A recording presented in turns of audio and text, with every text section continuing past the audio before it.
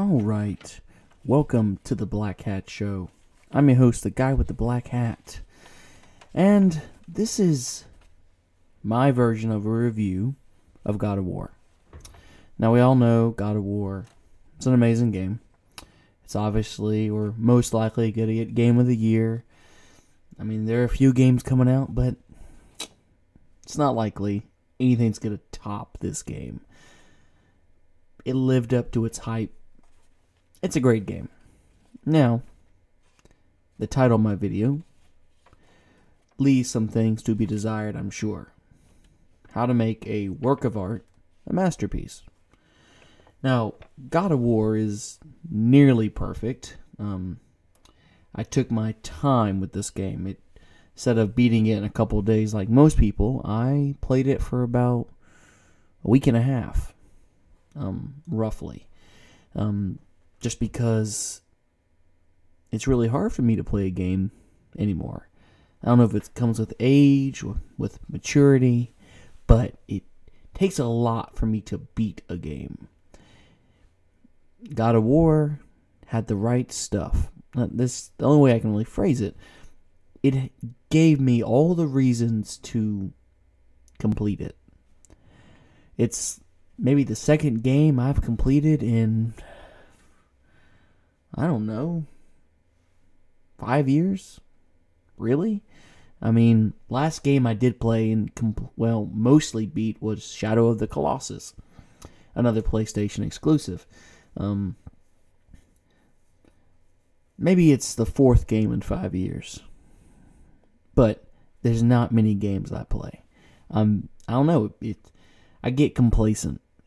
So, while thinking about why I get complacent, I came up with a set of guidelines and how I review a game. A lot of people, they go off the way a game looks, of course, gameplay. There's a whole different, set of things that everybody does.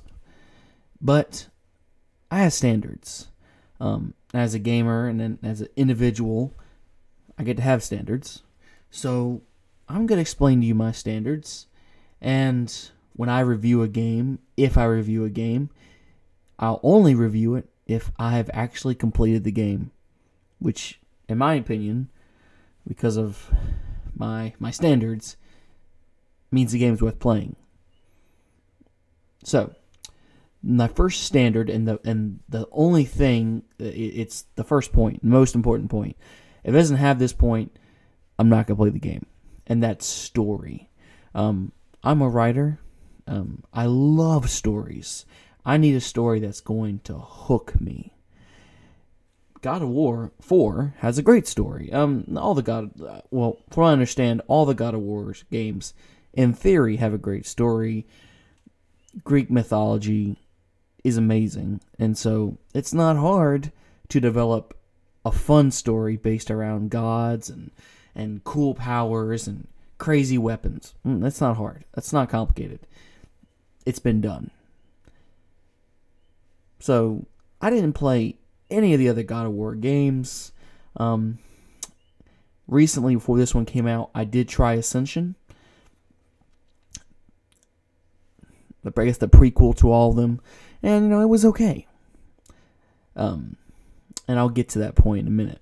Anyway, so this had a story that I could relate with. At least, it felt like its own unique story. Based around a father and his son. Simply, in the most simplest task, but it's a story, unlike really any game story. It's the goal to take his wife's and his mother's ashes to the highest peak in the realm and spread them, to set them free on the wind. Not really complicated, not difficult to understand or relate to. I think that's what makes it so good, is that on an emotional level, it's relatable. So, it wasn't hard, I'm sure, for them to create characters based around it. It's an emotional concept. A person has died, and a husband and son, in mourning, travel across this great landscape against all odds even if they are gods, obviously, the odds were still stacked against them to just spread some ashes. And it wasn't silly stuff just thrown at them. Everything had a point and led up to this grand finale that just made my mouth drop. And I am very particular. It takes a lot for me to stop and go, damn, this game did that. With the story alone, I went, damn. I had no idea how the game would turn out, and I'm glad it turned out the way it did. I have no qualms, no dispute. Story and what it set out to do, it did it. Period. Great story, simple concept, but the execution was insane. So, first point of my guideline story is a check. Of course, the next point, and for any story, is the characters involved. Kratos and Arturus, I can't say his name. Anyway, his son, each one is a complex character. One who has the youth and innocence of his age, and the other one, the complete opposite. He has lived a pretty horrifying life that none of us will ever experience, and so everything he does, the precautions he takes, is based around this harshness in the life he's lived. The two characters together developing and continuing to grow all the way until the end, that's amazing. And it was perfect. So when it comes to characters, my second point in my guidelines, they killed it. And that's just the two characters. And you don't have to mention the main antagonist and his emotional journey as well from, well, I guess we don't know everything, but his emotional journey is pretty intense as well. And there were times I was like, wow. And the key points in the story when they you know, I'm not going to spoil anything, but when they kind of give you a good hint that this guy, maybe his life could have been different if someone didn't make decisions for him. I think we're all like that. So, that being said, character development, even when it comes to the villains in the story, it's insane. So, story and characters, insanely done, very well executed. So, my two most important facts, and the first things I need to play a game: genius, perfect, perfection, wouldn't change a thing. All right, and next, I have environments. This is my third guideline. Environments, obviously, what you're seeing here.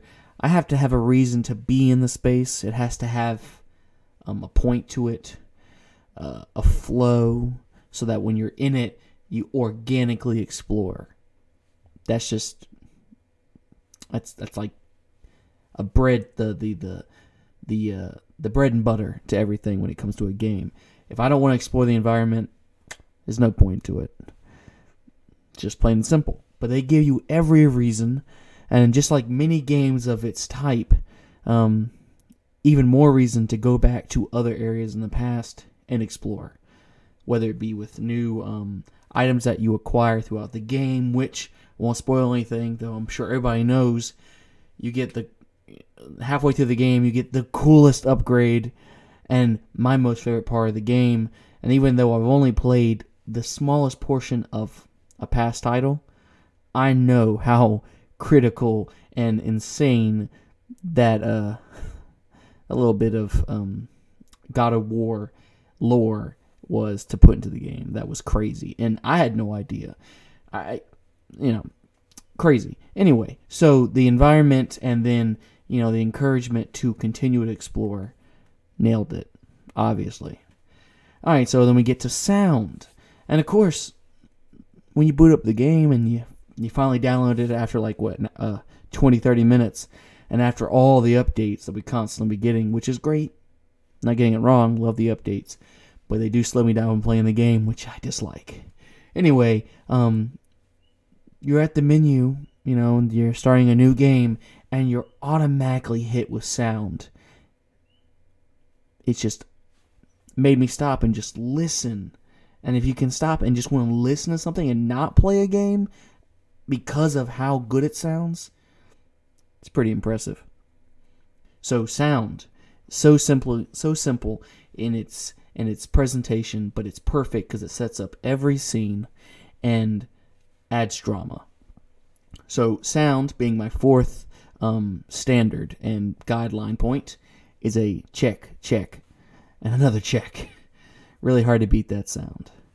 Alright, and so what the basis of this game and what really sells it is going to be the gameplay, and that's my fifth point. Gameplay's insane. When it comes to the main gameplay, the combat, obviously, and his main weapon, his axe, the Leviathan axe, that pretty much was the greatest decision they made. Using the kind of weapon that I could just see, if I could, and in his position, I would use it the exact same way. Throwing it, slashing it around, whatever. I mean, just playing with it. You want to see how the mechanics work. It's insane and incredibly satisfying. So, that just being the base gameplay is crazy and fun. And then you got not simple puzzles, but you got satisfying puzzles. They're set pieces, obviously, but they help the character growth, which I enjoyed. All the little set pieces, the gameplay that just intensifies as the game progresses. Insanely well done. So the gameplay is on par. There's nothing I would change with gameplay. Now, you're probably thinking, the title's not making sense here. Sounds like a masterpiece, not just a work of art. Well, I'm going to get to it. I have very small qualms, but they are things that a lot of games that are just works of art could have been so much better. But there are a few things. So my first 5 points, all just excellent. The game is amazing. There's very little to find wrong with it. It's a perfect game. It really is. But it could still be better. So, and then my other 2 points, and these are more relevant to other games and not God of War, mainly the games that came before this one, the original God of War games, the ones I didn't play, mainly because they just were kind of gross. There's no other way of explaining it. I have standards when it comes to things that I take in, and what I find unnecessary, I avoid. A lot of people, in fact, most people, either are too desensitized or they just accept the world as it is, and I don't. So, my 6th point, and it's a very broad statement, is it necessary? In this game, there are elements that are necessary, and there's parts that aren't. So let's go with my first point, language. Language use specifically. And I know I'm specifying here on a silly point, and everybody uses foul language, yada yada. I avoid it in my life. I feel to downstep to language that's unnecessary is unnecessary, and in games it's usually purposely done, and it never sounds good. It just sounds like we're just doing something for the heck of it. I don't get it. Now, in this game, there are a few points, and they're very rare, where I did feel that the language was justified. It was intense. It was necessary. I felt, there's times when everybody says some words you shouldn't be saying, obviously. I know I live in a different time period than most people, but yeah. So the next point to is it necessary is violence. Obviously, this game is violent. That's the nature of its combat. But it's not overly violent. You notice that most enemies, when it comes to the gore factor, there isn't one. A lot of the enemies are either fire or ice, and their blood is an element. It looks like ice, or it looks like lava, which is cool, and really kind of tone down the violence from all the other games where blood would be pouring off the main character and his swords and on the floor and everywhere. And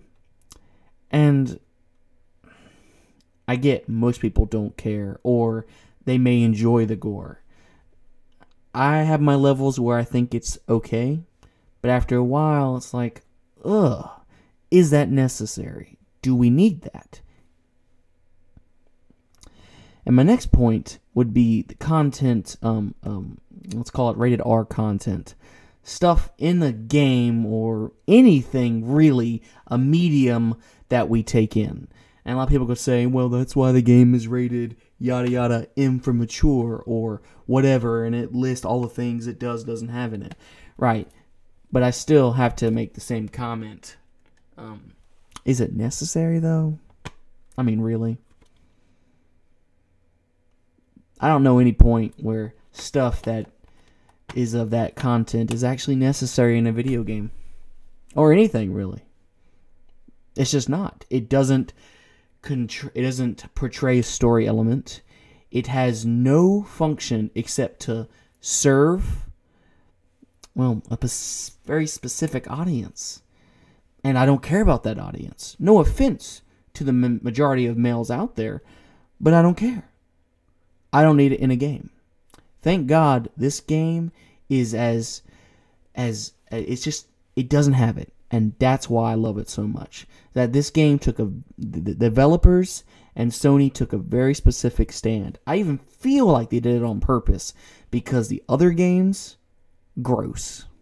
Gross, disgusting, unnecessary, and therefore unplayable. So I didn't get to enjoy them because for some reason, I'm not given the choice. They make a great game and then they put all these elements and they just tell me this is how it's gotta be. You don't get to choose maybe to put a filter on. Remember back in the day, a lot of games gave you the option to actually cut off blood and gore and execution moves. But now we've just stopped taking the options away from the consumer, who, in the end, is always right. And the producer, whether or not, they're making a game, because they want to, whatever justifies them, they're wrong. And I hate to say it, but it's the truth. Actually, I don't hate saying it. It's actually the truth. I don't want stuff in the game that I don't want to see. And if you're going to put it in there, it needs to be an option. So, that is I believe that was my 6th point. Is it necessary? And of course, the most important one for me, and I think for everybody, is in-game support. Having adequate saves options, not just one save, and then, especially with games open world like this one, where let's say I wanted to restart, but I wanted to also play my in-game save. Well, nowadays, a lot of games, you get one save, and that's it. And if you try to start a new game, they specifically delete previous saves. Not okay, not acceptable, and ruins games completely for me. May not for other people, but for me, ruins them. The point of a game and why I spend $60 and why you spend $60 is to play the game and have reason to continue playing it. Well, for me, when I take the time to beat a game, and because I'm so particular, it's very hard to do that. When I actually achieve that goal, and it's an open world game like this, I expect to be able to keep my save, keep playing around, and if I do want to start casually on a new save, that I have my old data. It's not complicated. It's not asking for a lot. Now, this game has that. So, that's great. And then the one thing, and this is my only point of what, at least at this point, that's why I said what could make this game a masterpiece, is the New Game Plus feature, which to me is the most important thing, especially with a game like this, especially with all the in-game content that when you finally earn it, like the armors, all the upgrades to the weapons, you get well after the story ends. At least for most people, that's how it is. I've beaten the game, and I've still got purple armor and level 4 for axe and secret unlockable. And I've beaten the game. Now, if I have a New Game Plus, I have reason to actually to grind out my finished game, get all that gear, and then start a New Game Plus with everything unlocked, with enemies scaled, obviously, though I'll be quite frank, that's none of the developers' business or concern if I want to be fully powered up and kill enemies in the base game weaker. I don't need them scaled up. They could be scaled up, but I expect to go in there and just destroy things. It's satisfying knowing that I earned it and did the work to achieve that. So maybe as an option. So New Game Plus is what would make this game a masterpiece. Now, there's rumors and a lot of hopeful thinking that that is the goal, because from I guess, in the last 6 months, that is what's all over the internet. Hey, I'm going to do all this time, play this game for so long. New Game Plus, right? All the other God of War games had New Game Plus, apparently, though I don't know for sure. I'm assuming they did based off what you have to do. All the in-game gear is in-game gear and isn't in the beginning of the game. So it's pretty not hard to explain or comprehend. New Game Plus for a game with this quality is like mandatory. You gotta have it. And then that leads to the story being enjoyed over and over again, which I would do because it's totally worth it. Watching each scene, knowing what's gonna happen after seeing the end, you comprehend details you may not have seen the first time. And just knowing that you can do that fully beefed up. Amazing. You get all the cool upgrades from the very start so that you can explore environments fully and organically from the very beginning. Would be amazing. It would make this game a masterpiece. That's the only thing that it's a work of art, and that's still amazing to me. Very few games can I say really earn the credit of being a work of art. So that's still like a 9.5 out of a 10, or how you want to rank it. But it's not a masterpiece because at this point I have no real reason to grind out the in-game content. My list is very specific. It's based off story, characters, and environments. And even though there are side missions and you learn new information, my love of this game is the main story. And that's really it. I'm old enough now. I've done enough side missions and go here missions that don't really continue anything in the motion that I want it to. I've done it too much. So I've gotten really picky. But as a consumer, as an individual, that's just my opinion, and I have a right to feel that way. Now, of course, other people, maybe they're younger than me, or maybe they haven't become so pessimistic or whatever in their age, may completely disagree with me and say, hey, it's okay. I have no problem grinding out the gear and then starting a brand new game with none of it and restarting completely. That's okay. You can do that. But I won't. So, in my opinion, game is a work of art. Could be a masterpiece. And my final point to in-game support, the final little dot, I was a little confused, and maybe someone can explain it to me. If you do have comments or thoughts or your own opinions on specific points I make, a lot of the realms that I thought we'd get to explore, since this is an open world game, you can't get to them. And this is my last point, DLC. I'm assuming, because this game has made them their money, Sony, Santa Monica Studios, they have made their money. In pre-orders alone, I'm sure. But then you got the console bundles, you got the special editions, and you got the ultra special edition with the awesome statue. You've got merchandise. These guys have made their money. So, honestly, I don't think I need to question the DLC thing. I'm just going to assume it's going to come out. Because that makes sense. Not having DLC for a game that is making this much money and opening those worlds up would disappoint me. And then there's no in-game support. I have no reason to play this game. There are plenty of other games out there who will probably, have made money over the course of years, but don't add up to this game. And all their DLC is free and is monthly. I'm sure you guys know what game that is. There's only one game out there that does that like this, to this level, and it's an open world game on the consoles and PC, obviously. Third person open world game that constantly just throws free DLC for its online service, and doesn't ask anything of its consumers except please keep playing, because we know that you give us everything that makes the company good. The consumer is always right, and without them, you don't have a game. You just have something you wish was good. So anyway, this has been my I guess review. That's what I'll go with it. A review of God of War.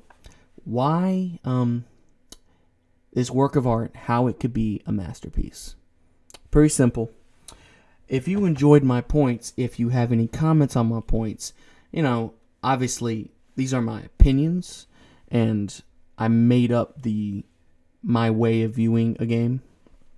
And in the long run, when I do a review of a game like this, a full review, it'll be based off the fact that I completed the game because I was given a good reason. This game is one of those games. Any other review will be always based off the fact that I didn't beat it, and here's why. And if it doesn't pass the first 3 points, story, character, environment, it's got problems. It's got to have a story, it's got to have characters, it's got to have environment. Everything else just is afterthought for me. It's all important, but it's afterthought. Anyway, guys, this has been a review by the guy with the black hat. I know most people won't agree. I'm too particular, but I don't care when it comes to that. I am right to feel and believe what I believe. A lot of things, I guess I'm too old, and I've got stuck in my ways of being particular. I expect things, and if I'm going to spend the money on it, I'm going to get it. Anyway, guys, so I hope you enjoyed. I hope it gave you an idea on how I think and how I view things. Be it important to you or not, it doesn't matter. Just my thoughts, but I would be more than happy to take in and read your comments. And if you enjoyed, hey, why not subscribe or follow? All my information is in the right-hand corner. You can check me out on Twitch with my live streams. I'm the guy with the black hat. On YouTube, I'm just the Hat Noir, obviously, if you're watching this. And then, of course, everything else is beneath it. I hope you enjoyed. Let me know what you guys think. Like I said, I know I'm a little out there, I guess. Most people probably won't agree with my points and maybe fall on deaf ears. But this was just a simple review. So, alright guys, thanks for watching, thanks for stopping by, and I will see you next time.